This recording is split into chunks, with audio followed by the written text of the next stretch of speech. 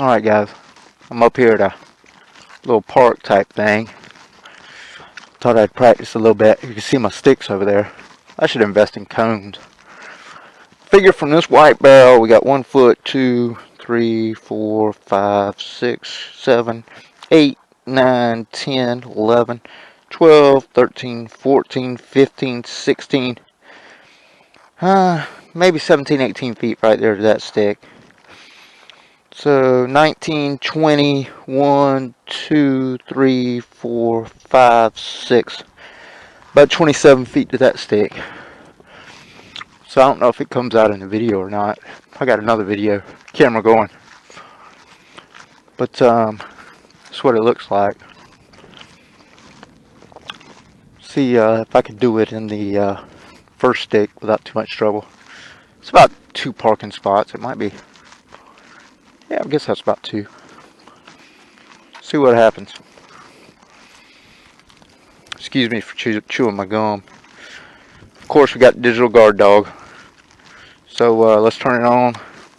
Nothing happens. I got it on the push button part of this digital guard dog. Push the button. Everybody's ready to roll. Probably gonna have to get rid of this music. So let's get rid of that before something. So we're rolling now, baby.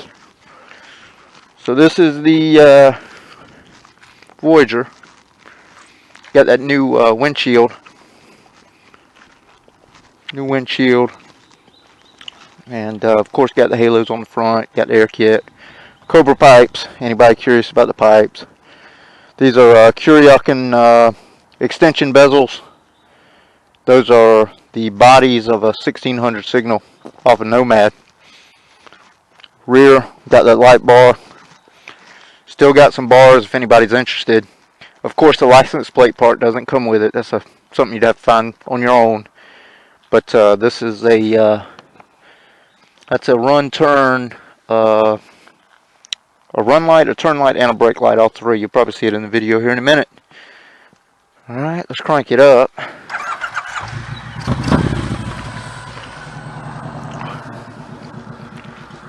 That's what you get when you don't have any packing. We got baffles in there. Got the baffles, just don't have any packing around the baffles. See what we got. Might talk to myself, so y'all bear with me. I usually don't wear a helmet to do this. Head and eyes, they say. Head and eyes. Of course, my eyes aren't doing very good right now. All about practice. Little clutch there, little brake.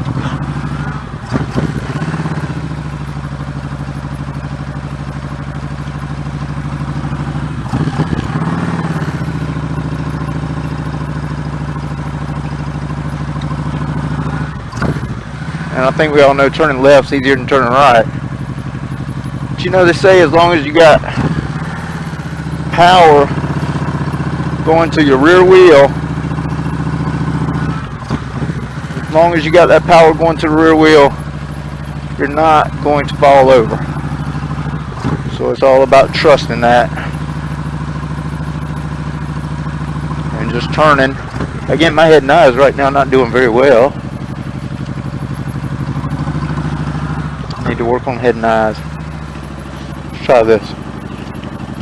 I want to go there. Still could do it a little bit better.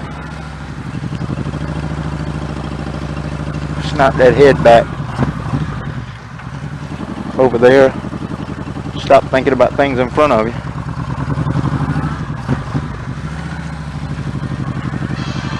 Oh, there's the phone. Who knows who that is? Who cares? Shouldn't be calling me right now. Little Looney Tunes.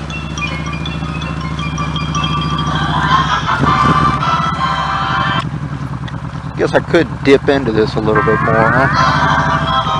Sorry about the Looney Tunes, people. Let's see if we dip it.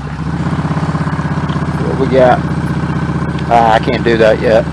That's not working. Plus, I'm looking the wrong direction. The head nudge really does work. got to do it.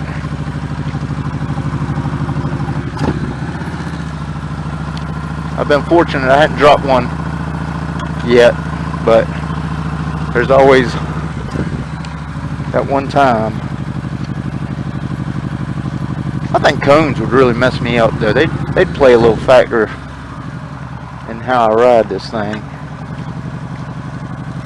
But y'all can tell my head and eyes aren't going where they need to be going. I'm looking, you know, probably at the, what position am I looking right now? Probably 11 o'clock or something. I might get to the 10 o'clock, but I surely don't get to any 6 or 7s.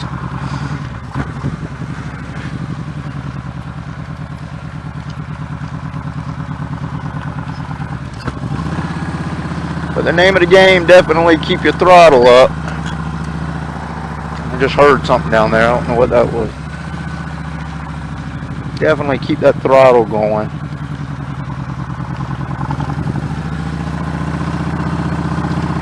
And move the head and eyes. But as you can tell, Greg ain't too good with the head and eyes. And I got those low horns on this thing too. And that might be what I hear. It's all in the clutch. As long as y'all keep those RPMs up. I'm not sure what I'm scraping, but I am scraping something. Keep those RPMs up. Do some figure eights, and I guess we'll find out when that video what exactly I'm touching. So I'm not sure. Turn them head and eyes, buddy. Head and eyes, head and eyes. Where I want to go. I want to go there. Not far. Man, let's see what's going on with this thing real quick though. Because I do hear something. And you know what? It's like 45 degrees or something. I don't know if I'm dragging these or not. That was already there. I did that on a speed bump. But you can tell. You see how much lower they are than the actual frame of the bike. I'm already lowered an inch on the front. Lowered about an inch on the rear.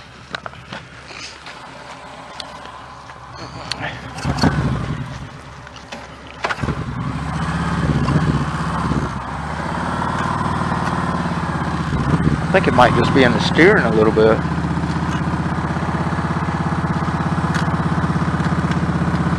Or it could be that windshield, because I do touch that windshield a tiny bit.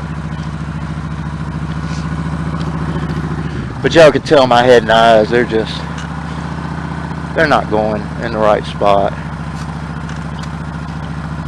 Not going in the right spot with those head and eyes. Ride Like a Pro dude would have a fit. Which I've never been to Ride Like a Pro guy.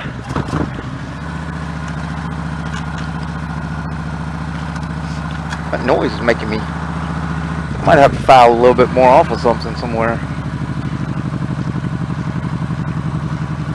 Could be that plastic bezel where my risers hit. I think that might be what it is.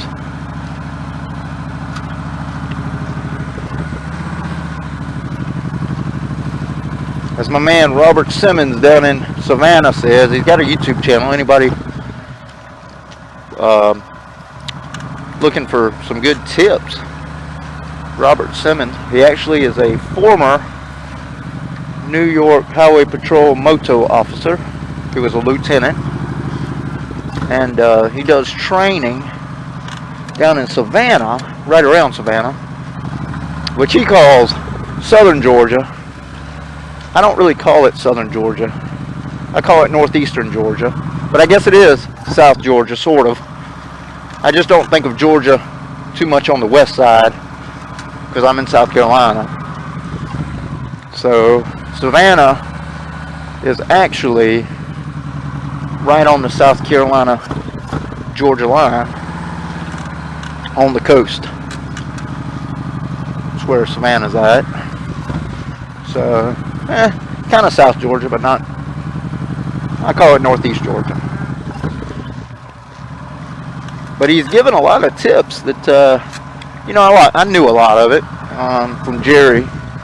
I bought Jerry Palladino, or Palladimo, or Moto Man, as most people know him. I bought his CD, Ride Like a Pro.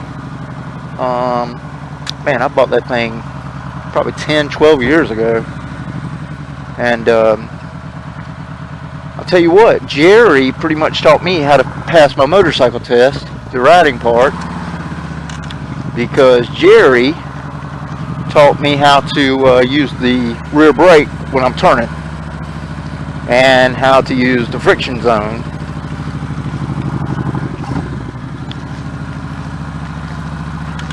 That's one of those things he taught me.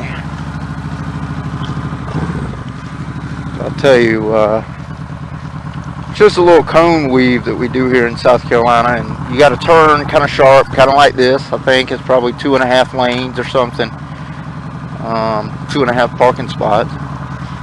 But you've got to make that turn in a box, and you got to do the cone weave, serpentine, and those are probably the two hardest things. You know, I used to think it was hard on a big bike, but you know what, it's really not that bad. A lot of people think the size of a bike has a lot to do with if you can ride it, or, you know, that's too big a bike for me, and it's really not true. I mean, the name of the game is don't drop the bike, and most bikes are just balanced so well. I remember I bought a brand new 99 ZG1200 Kawasaki Voyager, and I remember the first time I got on that thing, it was like a moped. It was the easiest bike in the world to ride because they just had the balance out on it. Now, of course, if you drop it, it's still, you know, 800-900 pounds, just like this one. I mean, if I drop it, it's going to be 860 or however much these things weigh. But you know, the goal is, hey, we're not going to drop this thing. And tell you a story. My very first bike, I was like 19 years old. I weighed like 130, 140 pounds. This is no lie. Weighed about 140. I was like a little stick. I bought a used 87 Yamaha Venture 1300, which is, anybody that doesn't know, it's basically a Gold Wing. It was a Gold Wing. And that thing, I couldn't ride it home. I had owned nothing but a little 80cc dirt bike my whole life. Okay, that 80cc dirt bike taught me how to use a clutch on a motorcycle. Probably taught me how to drive a clutch in a car.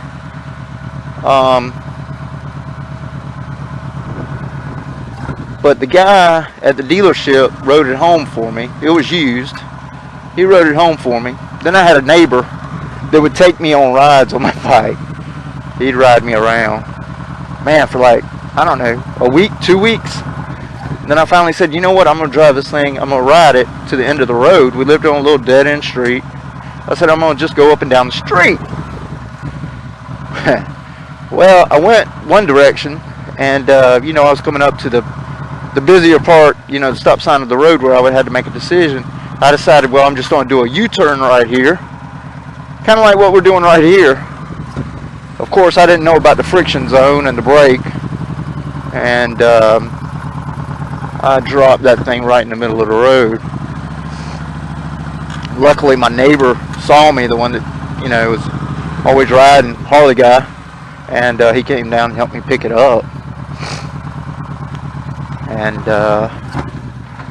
that was my first adventure. But it came to me, you know, and if I can do it, anybody can do it. I hadn't had my motorcycle license. I've been riding for like 30 years. Yeah, 30 years. A little bit less. But, no, make it 25. Let's go with 25. That's more accurate. Been riding 25 years. I just got my motorcycle license, I guess, probably about 10 years now. Probably about 10 years ago. And I had my father-in-law, he was still doing a permit. And, you know, I said, I'm going to go get my license. He said, well, I might try it too. So I went down one day, right before he did, and I had a big old Kawasaki Voyager. I had bought another one. I had bought a 03 Voyager. And that lady looked at me. She said, there ain't no way you're going to pass this course. And sure enough, I did pass it. Next day, my father-in-law went down there. He said, man, I don't know if I'm going to be able to do this. That lady said, that little fella came in yesterday. My father-in-law said, I know who you're talking about. She said, if he can pass it, you can pass it. But it's true. It's all about that brake and the friction zone. And my fingers are cold. Oh, I ain't got my heaters on. Hold it. That's why they're cold. Let's get them going again. Anybody that doesn't have heated grips, you know what? I recommend them because we're disconnected. Why are we disconnected from? We ain't got no cell phone service. I was going to ask her what the temperature was, but she ain't going to tell me right now. These things, if you put them on 100%, these grips are going to run about 130 degrees roughly.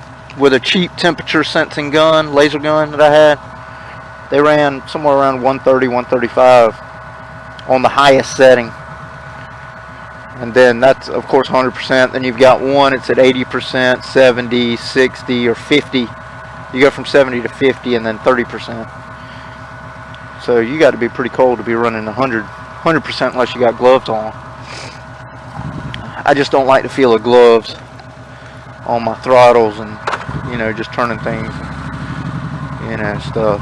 So, I'll tell you another thing everybody needs to get in the habit. Most people do it, just stopping with one foot,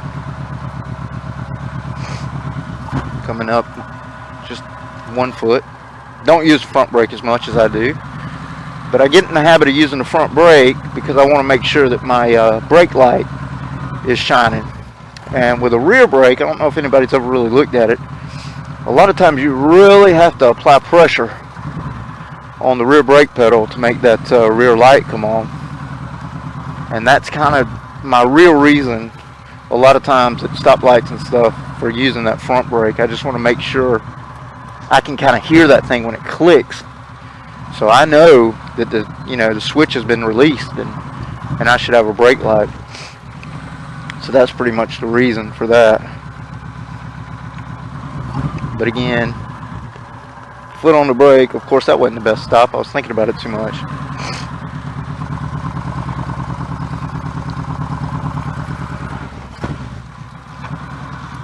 Try it again.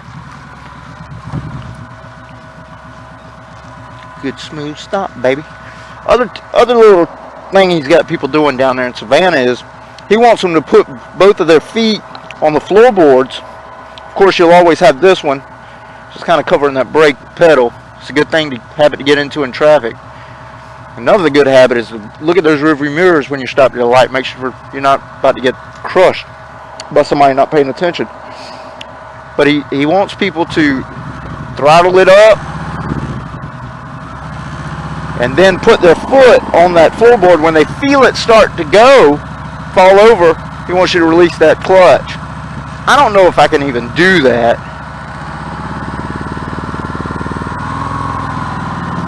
I mean, that's not the best show in there, but it's kind of what he wants you to do, to have faith in the throttle to the rear wheel is going to keep you upright.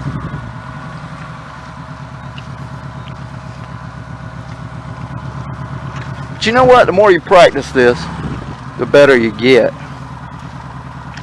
Like I said, I've been pretty lucky that I had never dropped one, but there's a first time for everything. And that was a wide turn right there, ladies and gentlemen. The bike didn't feel right.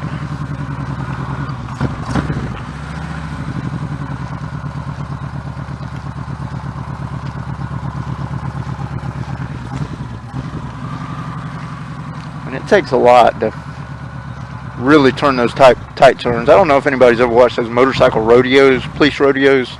They got some videos on YouTube of them guys. That's crazy. Some of the stuff, I mean, that's just That's practice upon practice. That's just leaning this bike, scraping the board, scraping the crash bars, and you know, I'm not at that point by any stretch of the imagination. I can't even turn my head and eyes a lot of times. I mean, you can see right here with this camera, I'm going, you know, I'm 11 o'clock, not really anything more. That's a little bit more, but not much. There's always some room for improvement with slow speed maneuvering.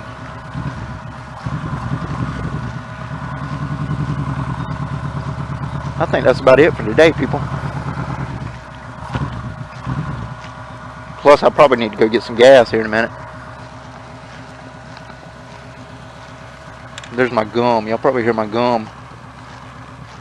I'll flip it around the other way real quick. We're going to turn this other camera I got going. We're going to turn it off.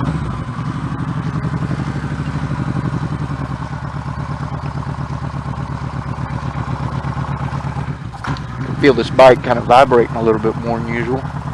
Probably getting a little hot. There's where my temperature gauge sits. That's I haven't flashed. Of course, it's cool. It's probably warmed up about 49 degrees or so right now.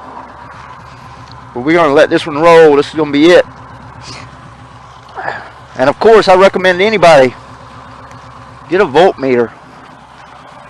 Voltmeter's money well spent. Heated seat, money well spent. All right, y'all. That's it for today. Have a good one.